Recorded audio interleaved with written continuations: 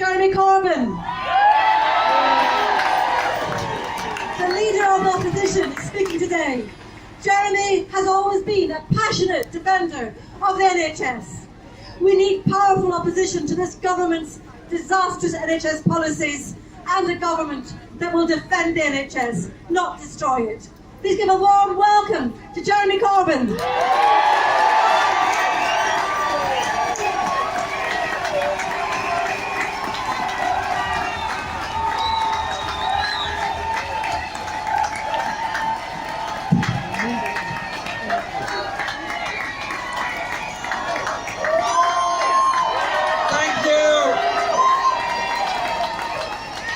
Parliament Square is well populated today with wonderful people. Thank you, each and every one of you, for being here today. I thank the People's Assembly and Health Campaigns Together who've organised this event, because events like this don't happen by accident. They happen because a lot of people put a lot of work into this.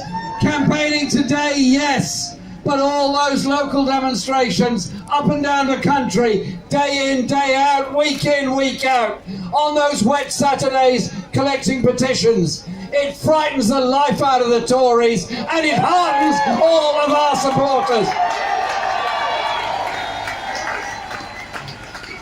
So I want to also say, if you're a doctor, a nurse, a porter, a technician, a cleaner, whatever you do in the health service, thank you, because every day you contribute to what is the most civilised institution in this country, the National Health Service. As Len just pointed out, Naibavan said the NHS will last as long as there are folk left with the faith to fight for it. We've got the faith, we've got the fight, and we're up for it.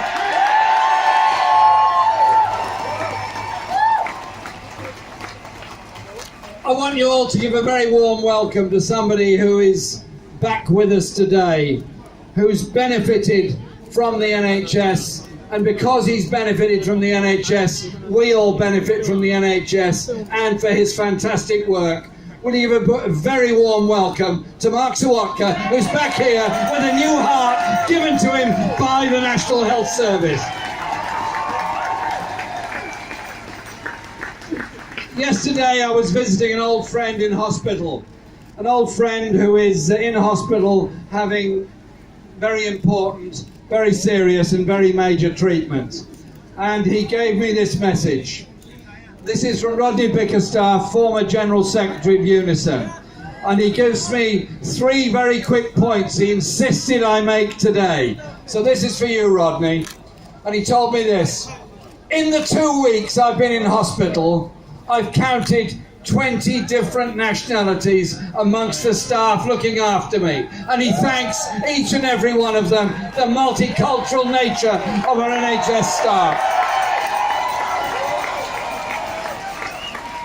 And he goes on to say, without the NHS being properly funded, with properly trained and properly paid public service workers, we would not be a civilised country. And then he says, anyone who dilutes it, tries to franchise it, has literally no morality. Thank you, Rodney. I want to give a message also from my friend John Ashworth, our Shadow Health Secretary. He can't be here today, but he's asked me to say this. Our fight is against the Tories, exposing their failures to care for the people who rely on the NHS, and the failure to care for those who've dedicated their working lives to caring for other people. That is what this demonstration is about. Our NHS is not in crisis because of overspending. It's in crisis because of underfunding, a crisis made down there in Downing Street.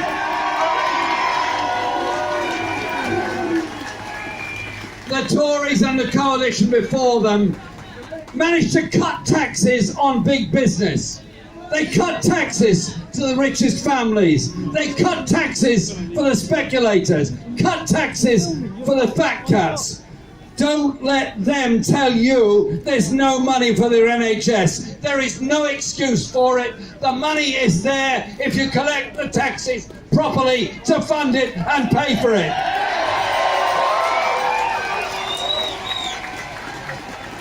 Every person waiting in A&E, waiting on trolleys, is somebody who should be properly treated now within our NHS. And they're not, because of those cuts.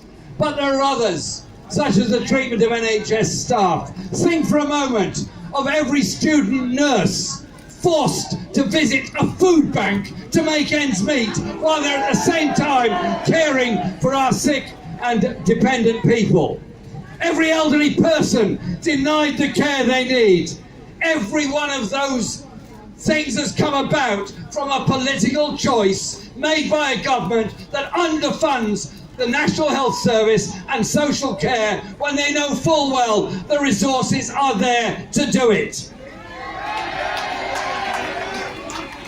They're saying tax cuts are more important than dignity. I say this: let's support and value our NHS staff. Rodney mentioned all the different nationalities that have been caring for him in hospital and care for all of us every day. Let's make it very clear from this demonstration here today. All those European nationals that are working here in this country, supporting us and our society, have every right to remain here, and we're going to stand up for their right to remain here. There are over 10,000 European nationals working in our National Health Service.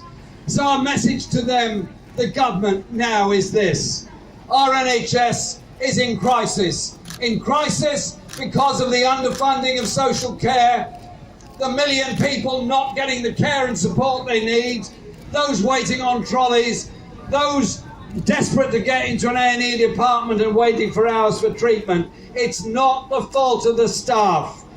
It's the fault of a government that has made a political choice. This week, the budget will come out over there on Wednesday. We want that budget to properly fund our mainstream National Health Service, our social care system, and our crucial mental health services. All three of them. All three of them are in equal measure important. They've cut 10% of hospital beds in the last 7 years. A&E departments are threatened all over the country through the so-called sustainability and transformation plans. They've cut £4 billion from social care and now suggesting we'll fund social care by raising council tax.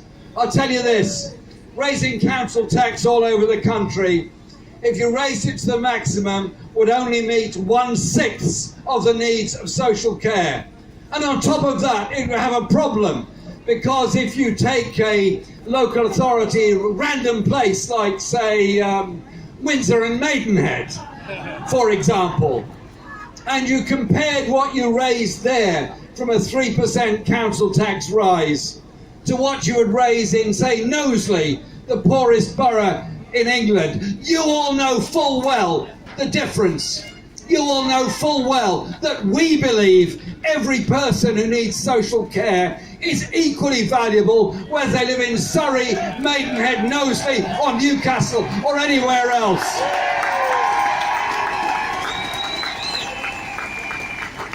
So the answer has to be equality of funding for all parts of the country to deal with the needs of the people of all parts of this country.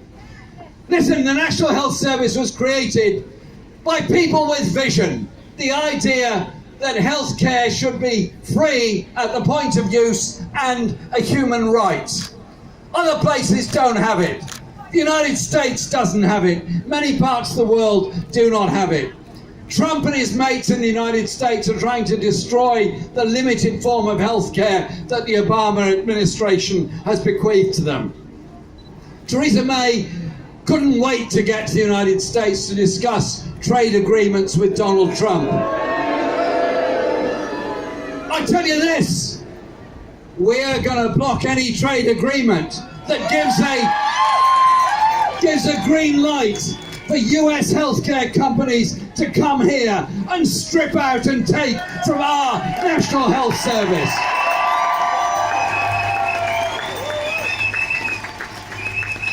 It's not for sale, it's not theirs to sell. It's ours for everybody in this country to keep.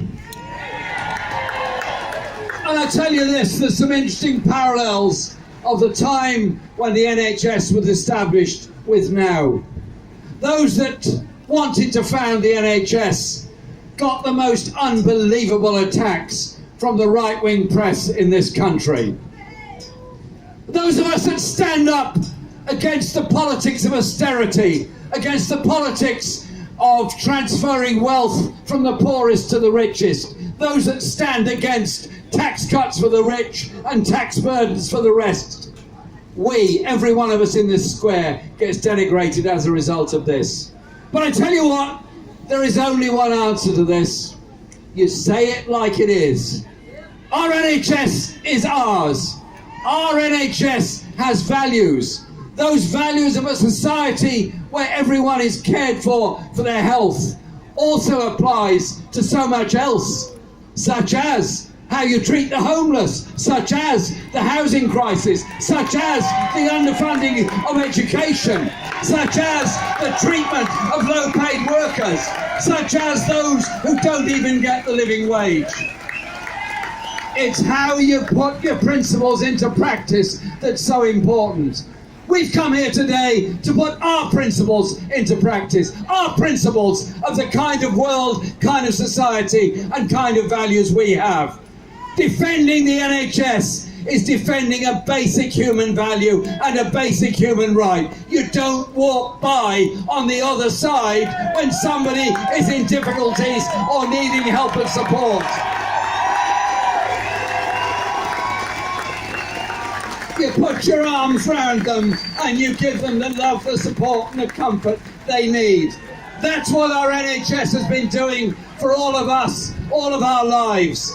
Our very presence here today helps to guarantee its future, guarantees that we change the value system in favour of the people first, not profit, not the rich, not the tax dodgers. We know which side we're on, you know which side you're on, and you know how strong our endeavour, our determination and our principles are. Defend the NHS with all of your might. Thank you very much, all of you, for being here today.